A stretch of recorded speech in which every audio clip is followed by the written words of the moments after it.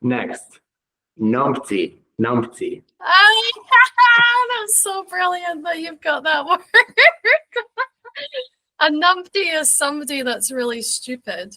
Like if somebody did something stupid, you'd be like, "Oh, you numpty." So I've lived in Bangkok for 7 months. I've lived in Vietnam, which is where I currently am. So I've lived here 2 times. The first time I lived here for a year and 3 months. Then I left. I've lived in Paris in France. I've lived in Lyon in France. I don't know if you can count this as living in India, but I was in India for 2 months, not just traveling.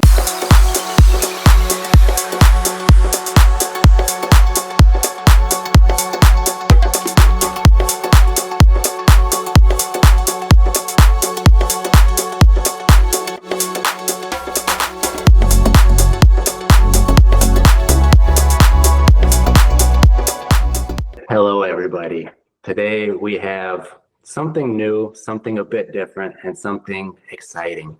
Today I am joined by Simone, and Simone is from Scotland. Am I right? Yep. Okay. So, guys, you are going to get to hear an accent, an English accent that is very different from my own, and I think it's going to be a very useful video, a useful conversation for you guys. So, Simone, could you please start by just telling us a bit about yourself? Sure. So I'm from Scotland.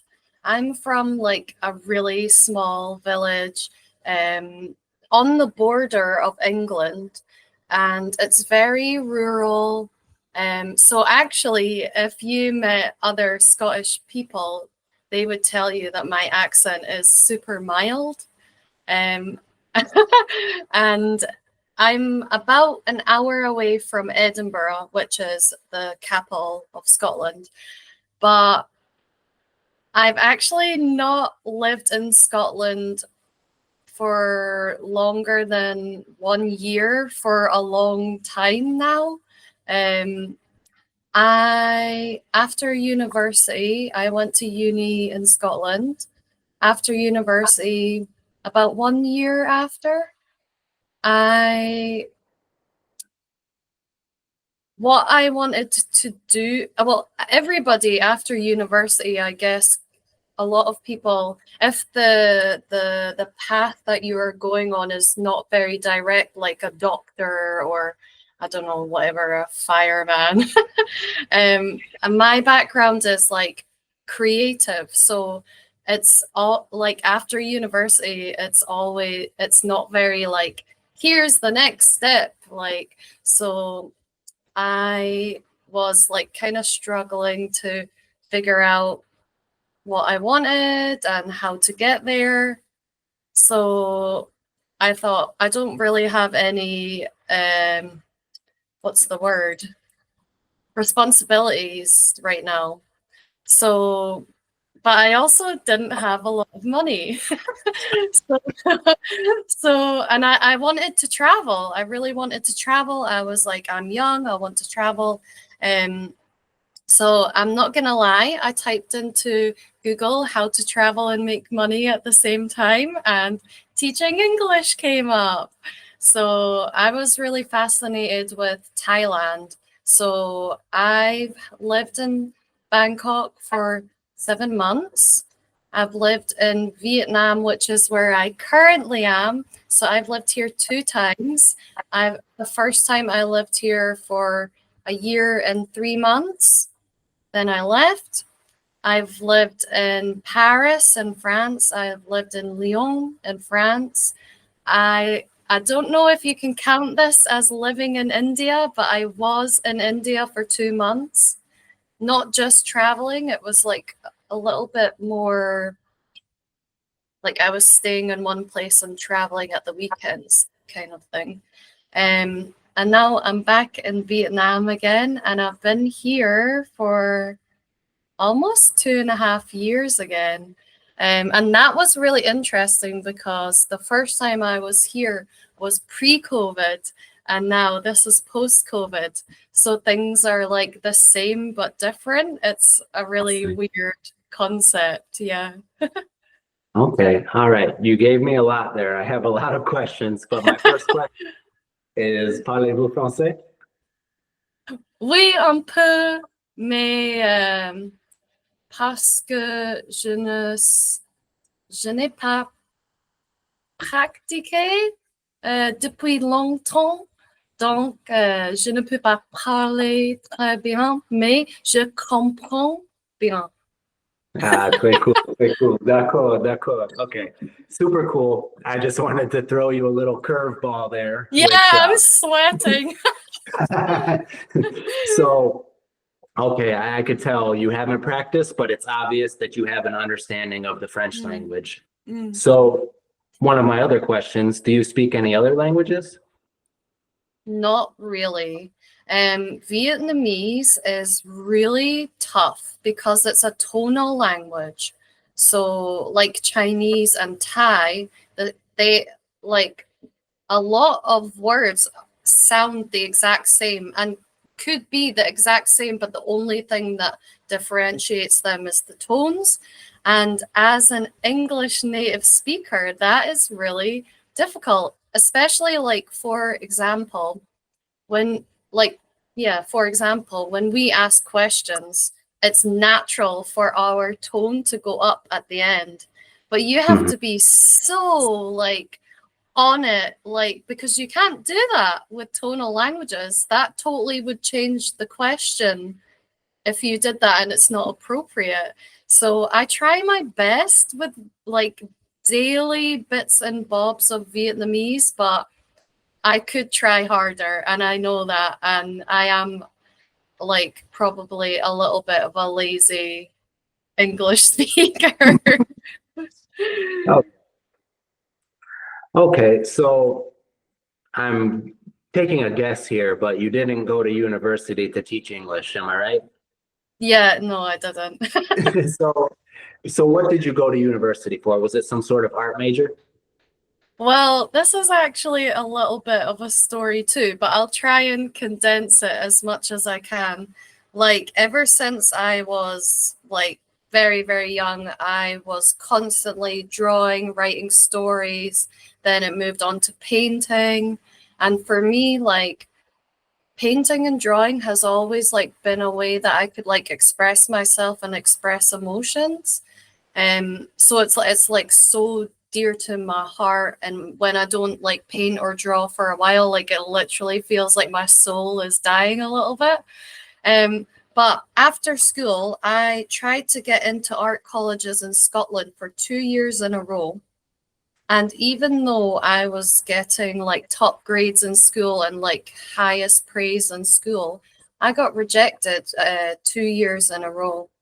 And at this point in our lives, you know, uni is so exciting. You're a teenager, and especially for me growing up in a small village, I wanted to like get out and explore the world. Well, Scotland, the cities. Um, so eventually, after 2 years of trying, I kind of went to the only university that accepted me. And the course was not traditional painting, which was actually what I wanted to do. The course was visual communication and media design. And the university I went to is famous for game design, which was actually not what I was interested in. But it's funny, you know, how things work out and the domino effect. There were so many things I learned during uni, like, you know, life skills and stuff, and bits and bobs in my course that made me like realize, like, oh, I like creating this kind of thing. But I did come out at the end and think, like, I'm not very good at digital art. I don't really like it as much as traditional art. So it's like I did that, but that's totally not what you know what? I am making YouTube videos now, and I did make videos in uni, so I guess it's kind of a weird circle. Okay, very cool. So I'm sure you learned some things that are helping you now with your YouTube productions, right? Yeah, kind of. Maybe not, but we'll say yes just to make it feel a little bit better, right? Yeah. Okay, so I have a lot of Scottish ancestors, but I don't know anything about Scotland whatsoever. There's a weird thing here in the US where you know your grandparents, you maybe if you're lucky, you know your great grandparents, and after that you know nothing about your ancestry. Mhm. So I just want to know a little bit about Scotland. What do you think of when you think of Scotland now that you've seen other parts of the world? What is very Scottish? Mm. Um, okay, I'm trying to remember because now I have a question for you. Okay. But I'll answer first and try to remember my question. Um, I think that Scottish people like have a very distinct sense of humor, and that's probably one of the things that I really like miss the most.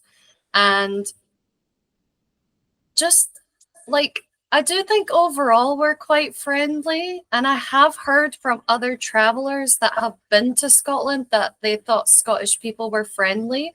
I feel like, and obviously it's like the Celtic backgrounds that like Scottish people and Irish people, there are a lot of similarities. Like in Scotland, we call it banter. In Ireland, they call it the crack. And it's just like, like when the atmosphere is good and you're cracking jokes. And I just feel like that feeling is very, very Scottish. And, things like Kayleys. Do you know what a Kaylee is? No idea. Oh, it's amazing. So, a Kaylee is like a party kind of thing where we do Scottish dances. So a lot of the time, if we have a wedding, there'll be a Kaylee. At school, at Christmas we'll usually have a party, and there will be Kaylee dancing at the party. So like at school in gym, you learn all these dances. And a lot of Scottish people, like when they hear that song, they'll know the dance. It's like partner dancing. It's very like simplistic, like clapping and twirling and stuff. But yeah, and it's just like it's so much fun. It's so much fun, and every time I go to one, it's amazing because it's like dancing in a different environment than maybe what young people are used to. Mhm. Like club. Everybody thinks of like clubs and stuff, whereas a Kaylee is more. I don't know. Um, and I actually started watching Outlander recently, which is based in Scotland. And yeah, that just like reminds me of everything. And it's kind of like comforting because I'm away from home to watch that and be like, oh, like just the way they say things. And yeah, yeah, I think like um actually when I was in France, it was actually because my ex was French, and he used to tease me because like French people are very like they take pride in their culture, like the food, the art, the blah blah blah. And he used to tease me because like the UK, we're not like super well known for things like that. But I do think that in the UK there's a it's like the banter. It's the people that I think in Scotland makes like reminds me of Scotland. Do you know what I mean? Okay. I think I got you. So you say the banter, that's like joking around with your friends, but maybe to an outsider, it can almost sound like you're fighting or being a little mean to each other. I don't know because for me, I know what banter means. Yeah, no, banter is like yeah, it's just like when you're having a good time with people and you're joking together, you're laughing together, and the conversation is just like flowing. And yeah, you know what? Sometimes it can be like almost like teasing. So it could, you know, and I guess like in different cultures where the sense of humor is different, they might not, it might seem like, whoa, why are you saying that to them? Like that's mean. But yeah, you know, we can tell by the tone of voice, we can tell like in the context that it's just like fun and just to be funny. Okay, that actually sounds like a lot of fun. Uh, I think I would quite enjoy that because I like to mess around with my friends like that, and you know, we call each other dumb and make fun of everything we do and things like that. Yeah. Can you remember the question that you were going to ask me? Yeah. So so is your Scottish ancestry like quite far back, and how did you find out about that? So my great grandfather, I guess, came from Scotland. It was funny because my uncle has a ring of his, and it has like a some sort of family crest on it or something. And I Mhm. really, really wish I could tell you more, but it's like there's just a huge blank in my family history for me. And I really want to find a way to do some research because I don't know what part of the country he's from or really anything more than that. I just know that from from that great grandfather, I have Scottish blood, and then I'm told I have Irish and German. Other than that, I'm lost. Okay, so you didn't do like the genealogy thing or anything. This is like just word of mouth from your other family members. Yeah. Hmm. Oh, have you been to Scotland? I would love to. I have not, but now that I hear about the sense of humor, I might have to put it on the bucket list. And I have to say, it is a beautiful, beautiful, beautiful country. But the only problem is 95% of the time the weather is not great. It Okay. is an absolutely stunning country, like the mountains and stuff. Like, but yeah, there have been times where I've went to go see something and it's like pouring with rain and really cold, and I'm like, this would be really beautiful if the weather was better. So when it's not raining, is it just green and lovely? Yeah, very luscious and beautiful, and yeah. Okay, so let's say I'm going to Scotland. What are you going to recommend? What is the thing you have to see in Scotland? I hate this question because as a Scottish person, it's really crazy. And I don't know if maybe you feel this the same way. Like, I have not explored my country enough.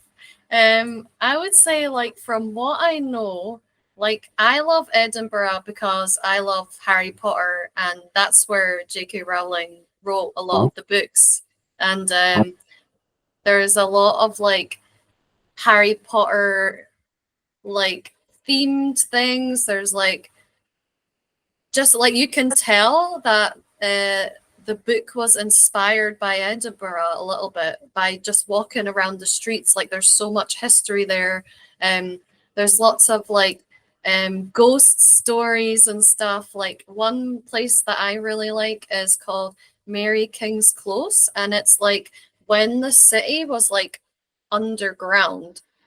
I'm so bad with history, so I'm not going to tell this right. But yeah, so you go down into this close, and there's a whole like world under there. And you know, they say that there are like ghosts under there, and it's really interesting. Um, and then, and just like walking around Edinburgh, it's so beautiful. And I would say the Isle of Skye, that's one of the places I went. I went to go see a certain site, and it was ruined by the weather. But I could tell, like in good weather, it would be absolutely beautiful.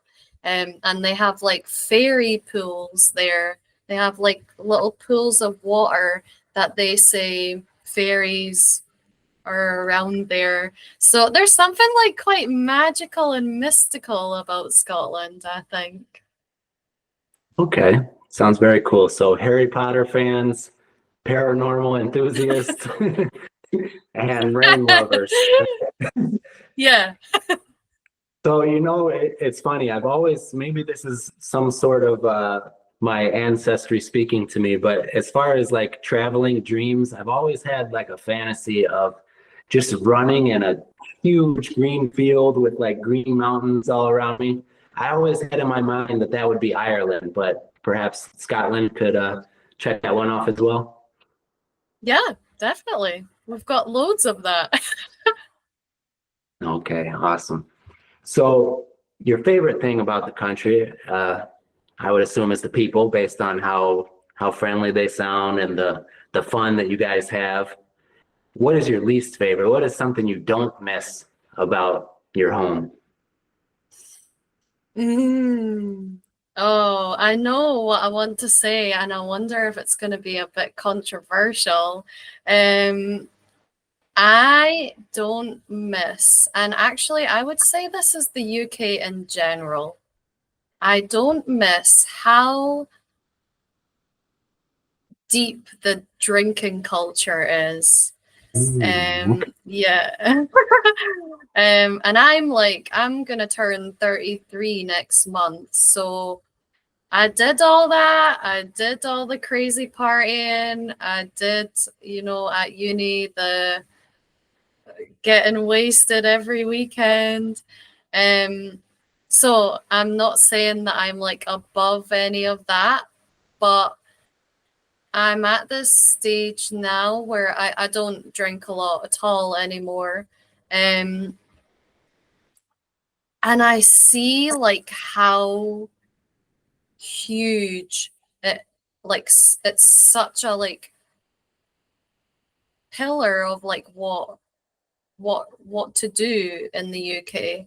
And I've been guilty of this in the past too, but it's almost like if somebody, and actually, you know what? Haven't really lived in Scotland for a while, and I do think it's changing. I do think like sobriety is starting to become a little bit more trendy.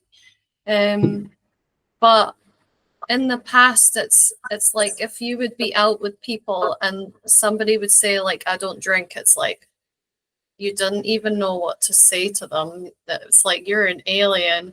And like me too, I've also been like, whoa, why don't you drink? In the past. Um, and I have like my own deeper ideas about like why this is a thing and why people do it. And obviously I know it's not only a thing in the UK, but just like after seeing other cultures and kind of coming out of that phase and then just like observing things, I'm like, ooh, like, yeah, there are other things to do than just that all the time.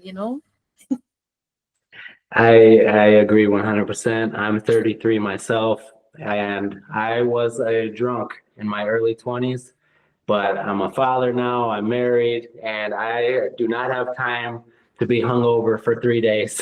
No, oh my God. And that happens in your 30s. Yes, it does. Okay, so everybody thinks about Ireland as the heavy, heavy drinking country, but you would say the whole of the UK has that same culture? Ireland and Scotland in particular, and I will say that I have a theory as well about why that is. I think that I mean, obviously it's like, it could be like way more historical than this. And after watching Outlander, I'm like, whoa, yeah, we were drinking all the time. But I think it's also because the weather is so bad that, for example, in Vietnam, where I am now, it is really hot, it is really nice. A lot of people will just hang out outside and like drink coffee. The cafe culture is huge here. Because you can do that here, but you cannot do that in Scotland. You cannot just like decide like, oh, I'm like on a random day in spring, like I'm gonna sit outside and chill with my friends. You can't really do that. So maybe if like the weather was different, it might be different. I don't know. That's a little theory that I have. So the weather is so terrible that you just can't go outside on a Tuesday and have a cup of coffee with your friends? Kind of, yeah. Wow, okay. That sounds intense. Okay. So, speaking of Vietnam, how long have you been living there this time around? This time it's been about 2.5 years. Okay. And what is your favorite thing about Vietnam? What can you tell us about that part of the world? Hmm. It's kind of hard to pick one favorite. Can I pick three? Top three would be great. Okay. Food. The food is amazing. I'm vegetarian and it is like heaven here for vegetarians. There's a lot of tofu going on. And there's something to do with the lunar calendar that I think once or twice every month, like people who are not vegetarians eat vegetarian. I think it's something to do with Buddhism or something religious. So obviously they have to cater to that. And so that means it's kind of heavenly for vegetarians because there's always that option. For example, in contrast, I found it really difficult a lot of the time in France as a vegetarian. And just the way, I've been to Thailand too. It's close by, so the way that they use like spices and stuff here is like, and in Thailand is next level. The people are super friendly and so keen to learn English. They are so keen to learn English. Like if you just go into a park and you're by yourself, you will definitely get approached by people that just want to come up and practice their English with you. Like the first time I came to this city, I randomly got roped into doing a dance with this huge group of Vietnamese people in a park because they're just like, they're really like welcoming. And the other thing is the beauty of nature. And it's kind of sad because I live in the big crazy city, Ho Chi Minh. So like day to day, I don't really get to see it, but there are like parts in the north that are absolutely stunning. And I think that like Vietnam is still a little bit of a hidden gem that not that many people know like how stunning the landscape is here. But I do think it's starting to get a bit more well known and starting to get a little bit more touristy compared to maybe like the first time I lived here. Okay. Yeah. It's kind of sad because here in the US at least, even just the word Vietnam kind of has a negative connotation because of the war. And you never hear anything good about it. I don't judge any part of the world if I don't know anything about the people, but I think a lot of people would be like, why would we want to go to Vietnam? But it sounds like the people are welcoming and friendly. Has that been your experience? Yeah, and for anybody that says that, I would say come to Ho Chi Minh and have a look at the War Museum because there are two sides to every story. And to be honest, I didn't even really know that much about the war before I came here, but I went to that War Museum. I've been at least twice. But the first time, oh my God, I was like crying in the middle of this museum because I just had no idea what was going on. And yeah, so I would definitely say to anybody that has that attitude that there are two sides to every story, and definitely check that museum out. Like, yeah. Well, nowadays with social media, it's it's starting to become quite apparent that we cannot trust our governments, Yeah, and the stories we've been told for decades are not quite the truth. Back then it was blind patriotism, but now I'm yeah, like, hey, who's the bad guy if we were in their backyard and not the other way around? So I'm with right. you on that. I completely get where you're coming from. So, English teaching. How has your experience as an English teacher been? Have you only done that in Vietnam or have you done that in all of your travels? So I did face-to-face teaching in Bangkok. Um, I did face-to-face teaching here the first time. And then I did online teaching. And up until about 2 months ago, I did face-to-face teaching here again. Um, it's it's really nice. Like, and I have friends back home who teach in Scotland, and one of the like the biggest realizations that I had was that children here are so much more respectful than what I hear of what is going on back home in schools. Most of my experience has been in private schools, so sometimes that's a little bit different because if a child is in private school, they're really rich. Um, so that comes with its own set of problems and advantages as well, obviously. But I love kids. I really love like how innocent they are and how curious they are. Um, but there are certain like I would probably say this even about the school system back home, but maybe less so. I think less so. I do have some issues with the school, the education mindset here. Um, And in Asia in general, I think everybody kind of knows the stereotype that in Asia it's all about academic achievement. And I've even sometimes, when I teach online, it's mostly Chinese students. And I've even like said to a student, like, it's the weekend, like, what are you going to do for fun? Are you going to play? And I've had the student be like, play?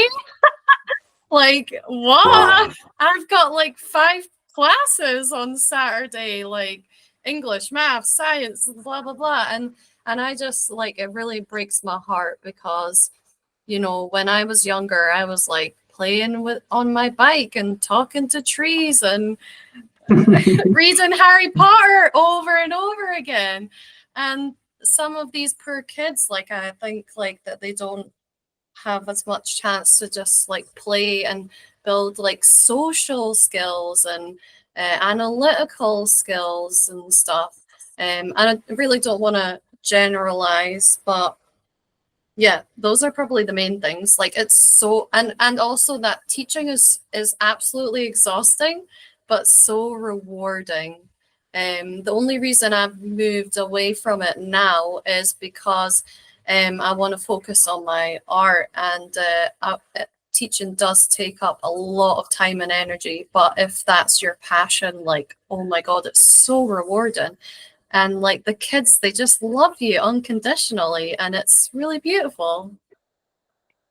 Yeah, there is something beautiful about enriching somebody's life with knowledge and seeing them use the things that you taught them to Mm, go places and achieve things. It is a beautiful feeling. I'm not a professional teacher, but I've seen a bit of that on my channel, and that's what keeps me going. Seeing the people starting to type comments in better and better English. It's just yeah. so cool. So cool. What got you into teaching English? So almost a lot of things, really, a lot of things. COVID was one of them. I was bored and locked down, and um, another part that might be more appropriate for the next section of the video we're gonna make. I was dealing with some really bad anxiety and stuff like that, and I was really just trying to find something to take my mind off of that. And I realized that when I was learning Spanish, which was my second language, the first foreign language I ever learned, I realized that everything else in my brain just clicked off and I could be at peace, and nothing else at the time was giving me peace. And I found an incredible YouTube channel called Dreaming Spanish, and the teaching method was so incredible. I was speaking Spanish super quick. I fell in love with it, and then I just wanted to share. I wanted to be able to help people find English that way and learn my language the way that I learned Spanish. And that's kind of what I do on my channel, is try my best to make fun content that doesn't feel like you're studying, So it started with me being an anxious mess, stuck in my head, and also stuck in a house, unable to leave, going insane. I was like, I have to do something, So I was around a bunch of Mexican people at the time, and I really wanted to be able to connect with them. And, there were a few of them that didn't speak English at all. So I was like, all right, I'm going to learn Spanish and be able to connect with these people. And then that just became a huge journey. Now I'm married to a Colombian woman. The first 6 months of our relationship were only in Spanish. So much of my journey took place from that one really bad spot I was in 4 years ago. So it really has been a beautiful progression, but that's where it started. That's really beautiful and interesting as well, because that is kind of a huge theme on my channel as well, is like how from the dark times usually grows the most beautiful things. And in hindsight, you're always like, wow, if that hadn't have happened, like, would all the rest of this happen? Like, probably not. So yeah, that's really nice. And I actually watched one of your, I think it was the gratitude jar video, where you talked about your anxiety. Did you talk about that in that video? I may have. I've only talked about it in a couple of videos, but I recently did the gratitude jar video. I probably touched on it a little bit without going into the story, Yeah, that's really nice. So where do you live now? I live in Indiana, which is in the north of the United States by the big city of Chicago. And then, so during COVID, when you were surrounded by Mexicans, were you somewhere else? No. So in Indiana, for whatever reason, there are tons of Mexican people. I grew up around Mexican friends, maybe we'll get into this in the next video, because it's a whole line of fate that everything had to line up perfectly to get me where I'm at. But I was dating a Mexican girl. Her parents didn't speak English, so I kind of learned to fit in with them, and that didn't work out. But it had to happen to lead me to my wife, who would now be my wife, because had I not learned Spanish, I would not have been able to meet the right woman for me. So it's really just been an incredible twist and turns of fate. But yeah, we could talk more about the dark night of the soul and things like that in the next video. Okay, sure. Okay, so guys, as I kind of alluded to, Simone and I are going to make a video about spirituality, her experiences with that, because she has a super cool YouTube channel, which will be in the description. You guys can practice your English, practice hearing that Scottish accent, and learn about spirituality. She's got tons of cool stuff on there. But if you want to see my deep dive into spirituality with her, join the membership down below, because that's where this video will be. So I would like to wrap this video up with Quickfire Scottish slang. I want to say a couple words that I looked up. And yes. just first thing that comes to your mind, a quick explanation of what they mean. If you Okay, sure. I love it. okay, bra, Can you spell that? BRAW.